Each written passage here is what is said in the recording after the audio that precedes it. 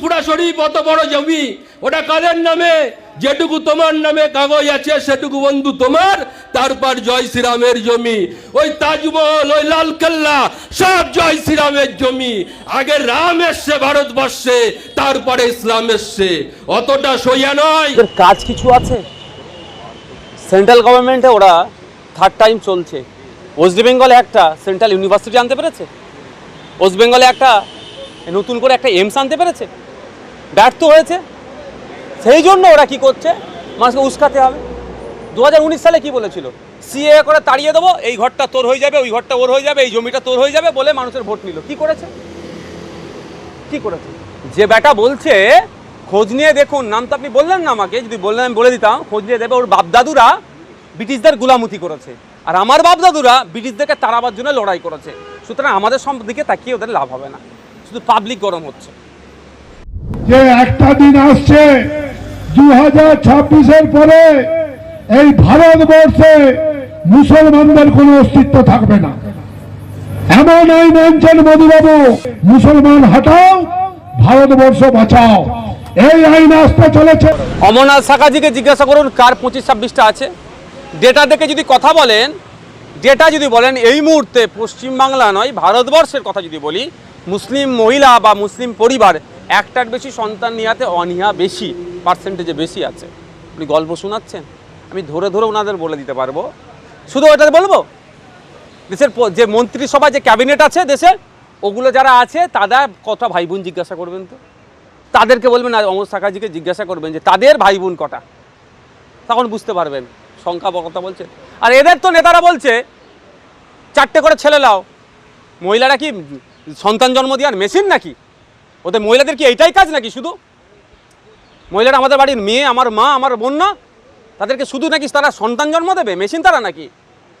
এদের কাজ কিছু নেই, শুধুমাত্র মানুষকে বিভ্রান্ত করা আর এ করা। 2026 বলছে তো কথা হচ্ছে, ওরা 2026-এর মধ্যে বলতে চাইবে কি, ওরা বলতে চাইবে কি যে লোক বিধানসভাটা পার করিয়ে দাও।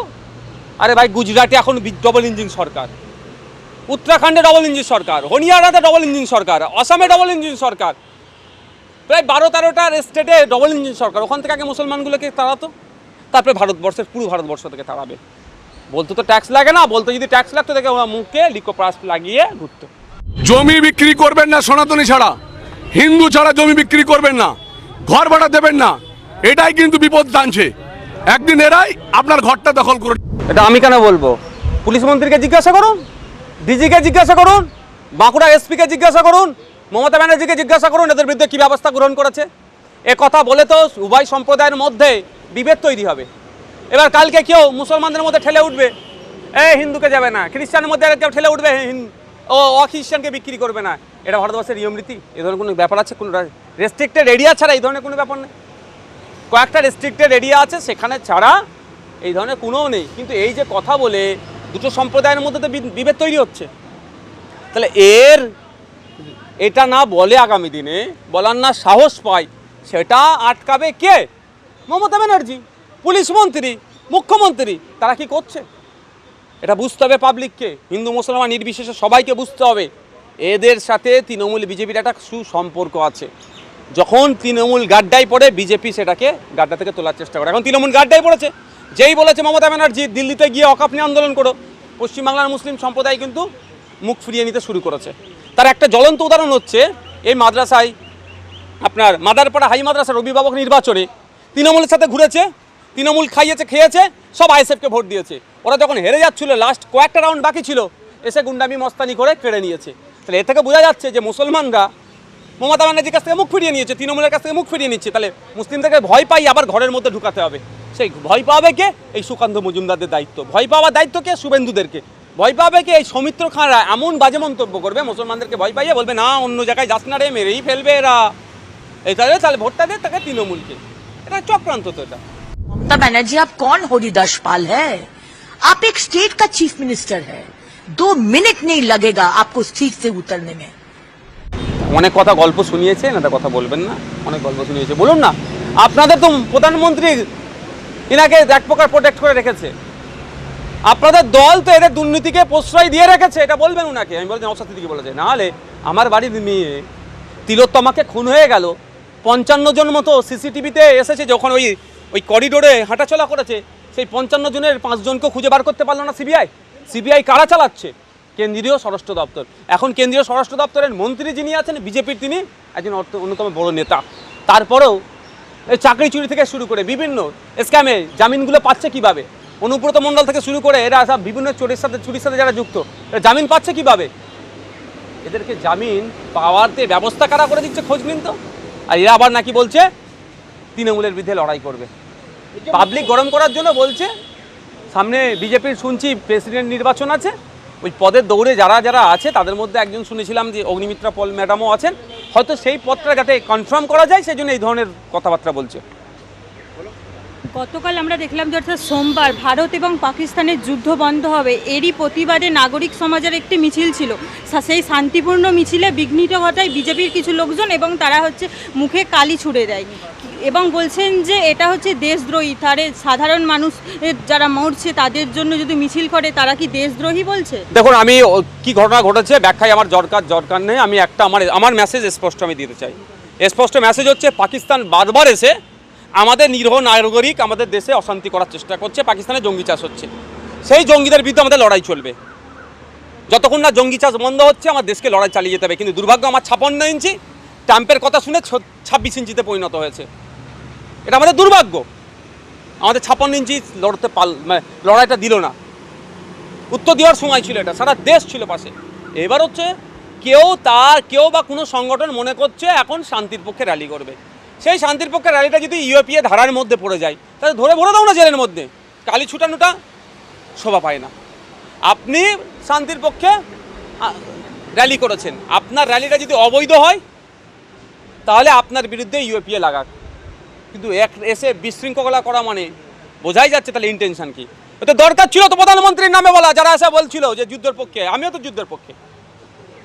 একটা পাকিস্তানে যে জঙ্গিগুলো চাষ হচ্ছে সব বন্ধ করতে হবে, যতক্ষণ না ওরা বন্ধ করবে যুদ্ধ চালিয়ে যেতে হবে। ওদের নিরীহ মানুষ নাকি মরে যাচ্ছে বলছে, আর আমাদের নিরীহ যে 26টা মানুষ মারা গেল সেই না জবাবটা কে দেবে?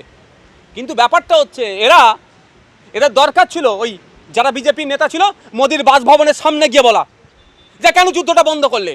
এদের দরকার ছিল অমিত শাহকে প্রশ্ন করা, এদের দরকার ছিল ভারত সরকারকে প্রশ্ন করা। তা না করে নিরীহ মানুষগুলোর উপরে ঝাঁপিয়ে পড়ছে। মানে বুঝতে পারছেন না, সাবজেক্ট এটা অবজেক্ট। এটা শুভেন্দু অধিকারী বলছেন যে এটা ভারতের মিছিল না, তাহলে কি বামপন্থীরা ভারত বিরোধী? কি বলবেন? এখন শুভেন্দু বাবু তো আর কোনো অপশান নাই।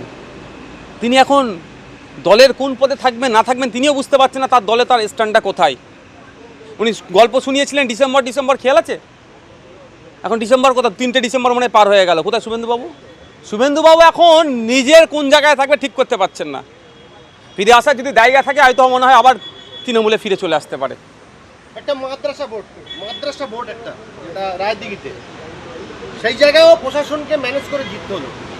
আমি অন ক্যামেরা বলছি, এমন একটা নির্বাচনের কথা বলুন যেই নির্বাচনে শান্তিপূর্ণ ভোট হবে, মানুষ তার মতামত প্রদানের যায় পূর্ণ স্বাধীনতা রাখবে, গণনা হবে, সেই গণনাতে তৃণমূল জিতে আসবে। এমন একটা জায়গার নাম বলুন। আমি চ্যালেঞ্জ করে বলছি পারবেন না, আর ওরা করবেও না। কারণ ওরা এত কিছু প্রকল্প দেওয়ার নাম করলেও ওরা মানুষের সাথে এমন অন্যায় কাজ করে রেখেছে, মানুষ তৃণমূলকে আর চাইছে না। প্রশাসন আর গুন্ডামস্তান দিয়ে তৃণমূল টিকে আছে। আমাদের জ্ঞান হয়েছে, তবে আমি দায়িত্ব নিয়ে বলছি একটা কথা, আমরা স্যাটিসফাইড এই জন্যই বলছি যে তৃণমূল যেভাবে দিল্লি যাওয়ার রাস্তা দেখিয়েছিল, জনগণও কিন্তু তৃণমূলকে দিল্লি যাওয়ার রাস্তা দেখিয়ে দিয়েছিল।